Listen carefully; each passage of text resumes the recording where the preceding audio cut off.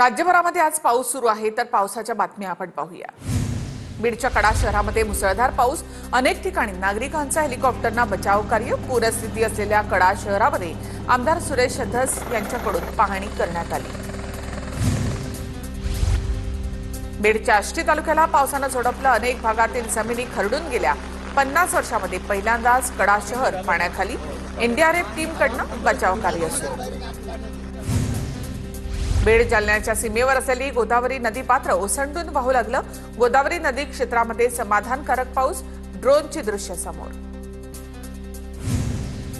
बीडच्या अंबाचोकाईमधील राक्षसवाडीमधील तलाव फुटला, अतिवृष्टीमुळे अनेक गावांना सतर्कतेचा इशारा।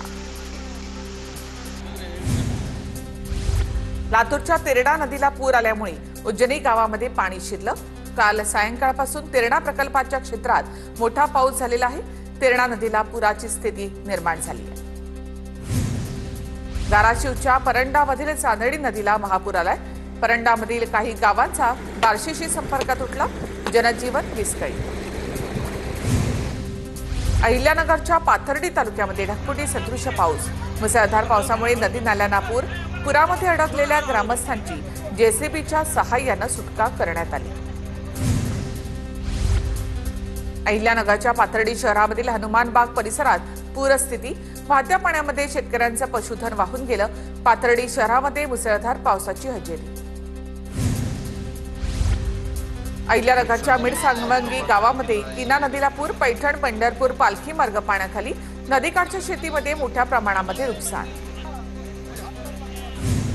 जळगावच्या पाचोरा तालुक्यात ढगफुटी सदृश पाऊस, सातगाव डोंगरी गावाला पुराच्या पाण्याचा वेढा।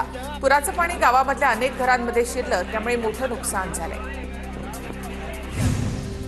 बीडच्या आष्टी तालुक्यामधील कडा नदीला पूर, पुराच्या विळख्यामध्ये अनेक घरं, मंदिरासह शेती पिकं सापडली। पुराचं पाणी शेतामध्ये शिरल्यामुळे पिकांचं मोठं नुकसान, नदीकाठच्या गावांना सतर्कतेचा इशारा। पैठणच्या हर्षी शिवारामध्ये ढगफुटी सदृश पाऊस, परिसरातील सर्वच रस्ते जलमय। पाण्यातून वाहनधारकांचा जीवघेडा प्रवास। हर्षी परिसरातील तूर, मका, कापूस, सोयाबीनची पिकं पाण्याखाली।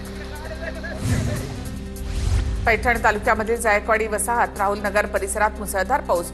जायकवाडी वसाहत पाण्याखाली। मुसळधार पावसामुळे वसाहतीमध्ये सगळीचकडे पाणीच पाणी, अनेक लोकांच्या घरामध्ये देखील पाणी शिरलं।